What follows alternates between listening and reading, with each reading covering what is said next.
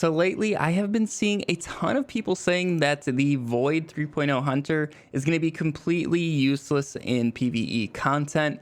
And there are some certain scenarios where the Hunter's specializations are going to get overshadowed in the debuff category specifically. But in terms of the invisibility, that's completely up to how you want to play your endgame.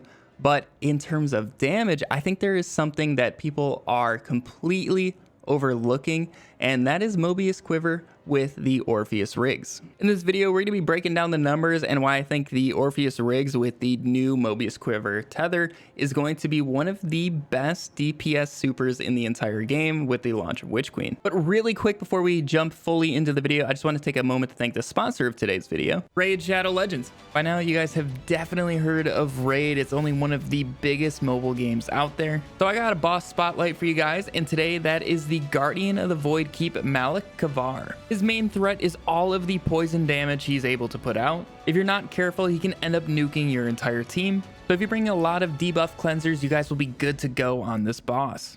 So what's new in Raid right now? Raid has a ton happening this month with a fresh rotation of the brutal Hydra boss and a ton of events and tournaments every single day, including some special Valentine's Day events where you can get your hands on a brand new legendary champion. Right now is the best time to get started in Raid. If you guys click my link in the description or scan my QR code, you'll get a free epic champion Tyrell, 200k silver, 1 energy refill, 1 XP boost, and 1 ancient shard, so you can summon awesome champions as soon as you get in the game. All this treasure will be waiting for you guys right here, and you better hurry because these rewards are only available for the next 30 days and only available for new players. But once again, thank you to Raid for sponsoring today's video. Now, right now, Moebius Quiver with the Orpheus Rigs is going to allow you to shoot 8 total arrows. Now, the arrows are going to be doing more damage to a tethered target. So basically what you do is you shoot 1, wait half a second, and then start shooting the rest of the 7, and they will all do that increased damage for the insane total damage.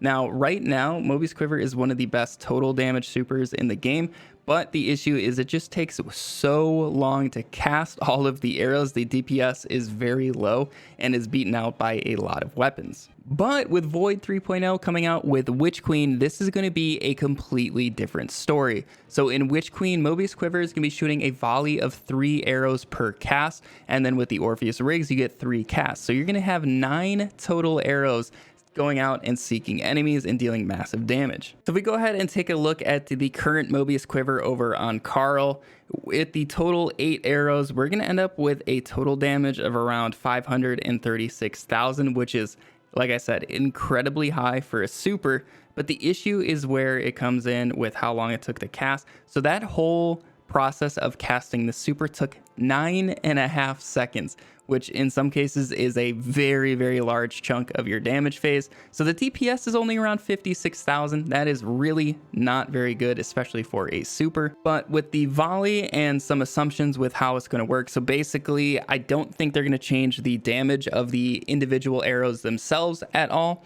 And we're also getting the extra, but the 2 arrows that follow basically that first one, so that first volley is going to have 3 arrows. All 3 of those are just going to be dealing that base unboosted damage because the enemy is not tethered yet, but the following 6 will. So we're actually losing 1 boosted arrow. So in total, we're actually going to be seeing a slight total damage decrease, but the time it takes to cast all 3 volleys is incredibly low. When I was looking at any of the trailers showing off this new Moebius Quiver, they shot 2 volleys in about 2 seconds. So if we kind of extrapolate that third one and also add that little bit of a waiting time for the enemy to become tethered, it really only takes like 3.5 to 3.75 seconds. So it is much quicker. So basically, if we extrapolate those current Moebius Quiver numbers on Carl, we're going to end up with a total damage with the volleys doing 491,000 total damage, which, like I said, is a little bit lower, but the DPS is up to 131,000 because like I said, it's really only taking a little over 3.5 seconds to cast all 3 volleys, which is amazing. Not to mention, you're going to be debuffing the target by 30% as well. And I think there's going to be a lot we can do to add to this DPS number with like Wither Hordes, auto-loading rockets. And I'm very curious to see what kind of combinations we can do with this super. I did just want to mention, I did test the Star Eater scales with Tether, and right now they are better than the Orpheus Rigs in terms of total damage and DPS by a lot. But when I extrapolated that to the volleys, it's actually going to be a lot lower total damage. But since you're still only shooting 2 volleys, the DPS was ever so slightly higher than the volley DPS that I calculated. So in my opinion, Orpheus Rigs are going to be the go-to exotic if you guys want to be using this super. But now why I think this is better than Thunder Crash is because a lot of people think Thunder Crash is just an instantaneous damage, like you are casting it from starting right next to the boss, and then you're also going to be doing damage from right next to the boss. Now, in a couple scenarios, this is going to be the case. So Thunder Crash will still definitely win in certain specific scenarios, but if you're doing any sort of like dungeon raid where you need to do damage at a slight distance, the Thunder Crash actual total DPS is going to be going down. People often forget that it takes time to fly to the target. It takes time to come back from the target. So when I calculated the Thunder Crash damage, which was 307,000 on Carl, I casted it from around the same place I was doing my tether testing, and that took about 3.5 seconds to go fly to the target and then run back to where I was doing damage from. So actually the DPS of Thunder Crash in certain scenarios was only around 87,000. So as you can see, the Thunder Crash really is a lot lower than our Moebius Quiver change that we're gonna be getting with Void 3.0. Now the only other super that I can think of that will just straight up beat it in any scenario in terms of DPS would be a Celestial Golden Gun. But you only get that one shot, and if you miss, you're kind of screwed. Also, you're not debuffing the target as well. So it is a little bit harder to use. So I'm going to be taking the Moebius Quiver every single time. But now really quick, I just want to show you guys the build that I end up running with this setup, and is probably going to be the first build that I run with Void 3.0 and Witch Queen next week. So basically the mods that you guys are going to want to be using, obviously you can put these wherever. So Elemental Charge is going to be huge because every time we pick up a Void Elemental, well, we're going to get 2 charged with light, and that's going to combine with High Energy Fire, so you guys can get that damage bonus. And then otherwise Fontamite, because when we're obviously picking up those wells, that's going to be stacking with High Energy Fire, so it's just a lot more damage. And you guys are be getting those Void Elemental wells very, very often because we have Reaping Wellmaker. So every time we dodge, our next weapon kill is going to spawn a Void Elemental well for us, and you guys are going to be dodging all the time. So I really do recommend you do focus into mobility on your hunter. The higher the better, because the more dodges and the more wells you're going to be able to get. And then finally, I pair that with Protective Light, just because when we do pick that Void Elemental well up with Elemental Charge, we're going to also be getting 2 charged with light. So whenever Protective Light needs to help us out, it can definitely do that. I would much rather have Protective Light pop and not die than just trying to out DPS something with High Energy Fire, which will often get overridden by a lot of sources. So I don't mind combining Protective Light and High Energy Fire. Now the weapons you guys use really doesn't matter. I just like to run a Void primary just so I can make use of my Fontamite very often. I've just been using Every Waking Moment, Imperial Needle. Really doesn't matter. There's going to be a ton of new stuff with Witch Queen anyways.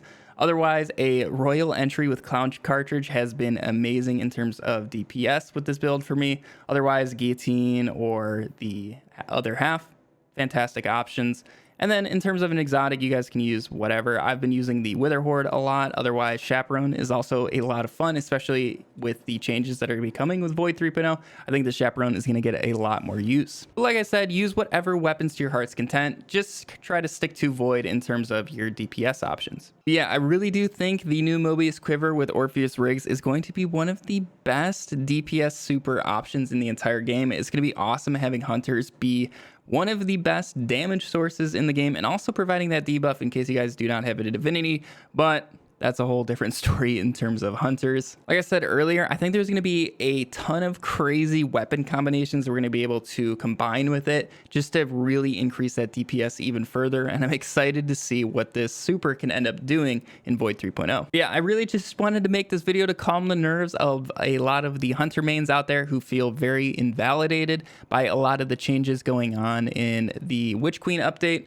but I really do think this is going to be one of your best options. When Witch Queen does drop though, we're going to be taking another look at this and making sure all of my numbers are right and making sure everything is going to change the way I expect it to change. So if you guys are interested in that, make sure you are subscribed to the channel. We're going to have a ton of builds, ton of videos when Witch Queen drops. Otherwise, they're going to be streaming Witch Queen a bunch. So if you guys want to head on over to the Twitch, link to that in the description down below as well. But anyways, thank you guys so much for watching. I hope you all have a fantastic day and I'll catch you in the next video. See ya.